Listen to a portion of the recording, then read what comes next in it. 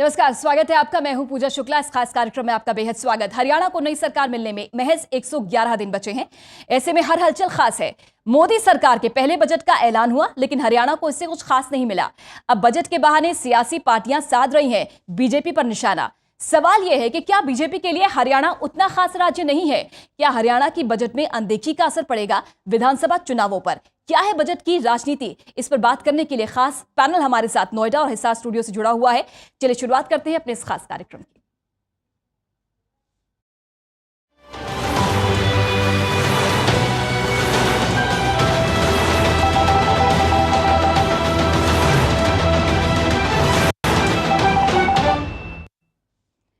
और एक खास पैनल इस समय हमारे साथ मौजूद है। नोएडा स्टूडियो में हमारे साथ जवाहर यादव जी, प्रवक्ता बीजेपी, राजीव जेटली जी, प्रवक्ता इनेलो। बहुत स्वागत सर आपका। हिसार स्टूडियो में हमारे साथ प्रोफेसर छत्रपाल, नेता कांग्रेस, और रणधीर पनिहार, नेता हजका, जुड़ गए हैं। बहुत स्वागत सर आपका भी। हमारा खास पैनल चर्चा करेंगे आज के बजट पर। हरियाणा में अगले 3 महीने में विधानसभा चुनाव होने हैं। ऐसे में हरियाणा को बजट में क्या मिला, सबसे पहले आइए आपको ये दिखाते हैं। लोकसभा चुनाव के प्रचार में मोदी ने हरियाणा से खास करीबी का एहसास कराया था। हरियाणा से मोदी के उस करीबी के बाद सरकार के इस पहले बजट में कुछ खास की उम्मीद थी इस राज्य को। वित्त मंत्री अरुण जेटली ने बजट पढ़ना शुरू किया तो एक के बाद एक ऐलानों की शुरुआत भी हुई। सभी राज्य अपने अपने खाते में आई नई परियोजनाओं का आकलन और उसका मूल्यांकन कर रहे थे। तकरीबन आधे बजट भाषण के बाद हरियाणा की बारी आई, जिसमें हरियाणा में हॉर्टिकल्चर यूनिवर्सिटी बनाने का ऐलान किया। It is also proposed to establish agricultural university in Andhra Pradesh and Rajasthan and horticulture university in Telangana and Haryana. An initial amount of 200 crore has been allocated for this purpose. इस सूबे की एक बड़ी आबादी पशुपालन और खेती से जुड़ी है।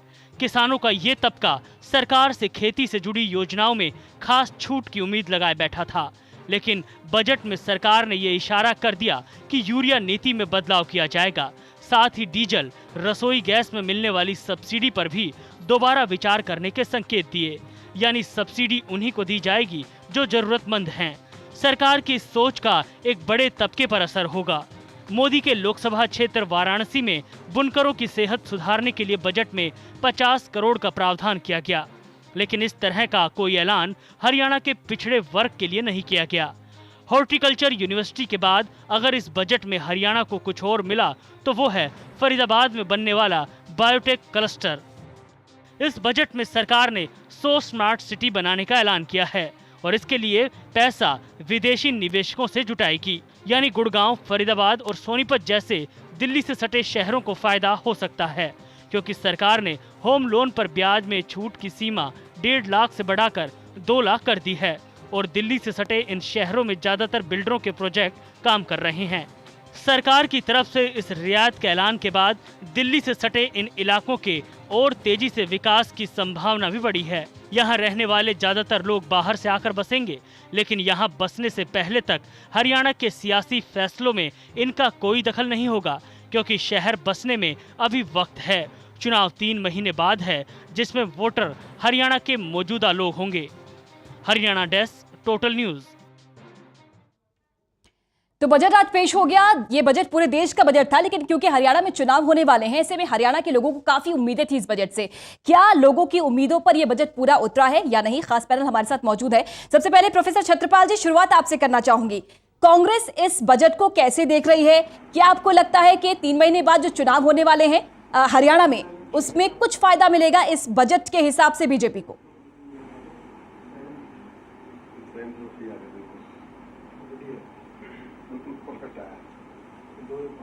देखिए पूजा जी, यदि चुनाव की दृष्टि से देखें तो मैं नहीं समझता कि भारतीय जनता पार्टी की सरकार ने कोई बहुत कुछ हरियाणा को देने का इसमें प्रयास किया है। यदि चुनाव के मद्देनजर ये कुछ नहीं दे पाई अभी इस बजट में, चुनाव होने के बाद हरियाणा क्या अपेक्षा कर सकता है, इस बात का आंकलन हम इस बजट से कर सकते हैं। मात्र जो हॉर्टिकल्चर की स्कीम को हरियाणा सरकार पहले से बहुत अच्छा बढ़ावा देने लग रही है। हमारे पास पहले से ही जो इजराइल बेस्ड और कुछ ऐसे एडवांस कंट्रीज के आधार के ऊपर हमने ट्रायल सेंटर्स यहाँ पे स्थापित किए हुए हैं और हॉर्टिकल्चर में बागवानी के अंदर हरियाणा सरकार 75, 80, 65, 60, 50% तक की बहुत सारी सब्सिडीज किसानों को देती है।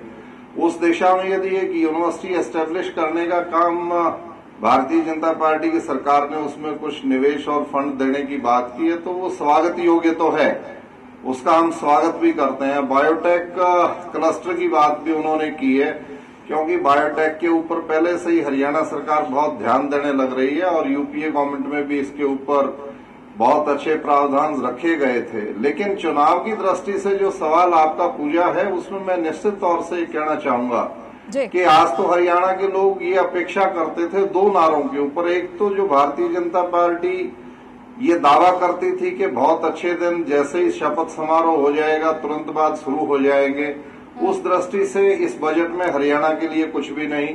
चुनाव सिर के ऊपर है। यदि आज लोगों को लुभाने के लिए दिस इज द मैक्सिमम जो वो ज्यादा एफर्ट्स करके दे पाए हैं तो यही कुछ यदि है तो भारतीय जनता पार्टी की देश की गवर्नेंस से चुनाव के बाद हरियाणा क्या उम्मीद रख सकता है वो ये बजट झलकाने लग रहा है। इस बजट से सीधे तौर से प्रदर्शित हो रहा है। सो मैं समझता हूं कि मुझे ये निराशाजनक बजट है हरियाणा के चुनाव की दृष्टि से यदि आप इसको कहें और इनके दावों की दृष्टि से यदि आप कहें तो बहुत कुछ भी नहीं दे पाई है भारतीय जनता पार्टी। पहले सबसे रिएक्शन ले लेते हैं कि क्या बजट रहा, खास हरियाणा के लिए कुछ मिला या नहीं। रणधीर जी आपका रिएक्शन, इस बजट पर, उसके ऊपर आंकलन क्यों किया जा रहा है, उसके ऊपर चर्चा क्यों की जा रही है? रणधीर जी आपका रिएक्शन। हमारी पार्टी का बड़ा क्लियर स्टैंड रहा हमेशा ही, चाहे वो सरकार किसी की भी हो, चाहे कांग्रेस की सरकार हो, चाहे भारतीय जनता पार्टी की सरकार हो, जो काम अच्छा होता है हमारे नेता चौधरी कुलदीप बिश्नोई जी वो हमेशा ही मुद्दों के आधार पे अपना समर्थन करते हैं। कांग्रेस में रह करके भी उन्होंने ऐसे रणधीर जी गठबंधन की बात मत कीजिए, बजट पर आपका रिएक्शन क्या है? बजट आपको कैसा लगा? उनके खिलाफ हमेशा आवाज उठाने का काम किया। मैं ये इसी बात पर आ रहा था, मैं इसी बात पे पूजा जी आ रहा हूँ। और जो आज भारतीय जनता पार्टी और उसके अलायंस ने जो आज बजट पेश किया है, आम बजट, उसमें हॉर्टिकल्चर का यूनिवर्सिटी बनाने की बात गुड़गांव में उन्होंने की, ये काफी स्वागत योग्य है क्योंकि प्रदेश में एग्रीकल्चर यूनिवर्सिटी पहले से काम कर रही है। बेशक तौर पे हॉर्टिकल्चर का पहले से हरियाणा प्रदेश में चाहे वो सरकार किसी की भी हो बहुत सी राहतें दे रही है, परंतु यूनिवर्सिटी पढ़ने के बाद एक नया रास्ता किसानों के लिए खुलेगा। किसान को तमाम तरह की सुविधाएं उससे प्राप्त होंगी और उससे कृषि में, जहां कृषि में प्रदेश ने तरक्की की है वहां हॉर्टिकल्चर में भी तरक्की करने का काम प्रदेश के किसान करेगा, ऐसी उम्मीद हम करते हैं। चलिए राजीव जी अब आपका रिएक्शन जानेंगे, लेकिन पहले वक्त हो गया एक ब्रेक का। ब्रेक के बाद फौरन हाजिर हो रहे हैं।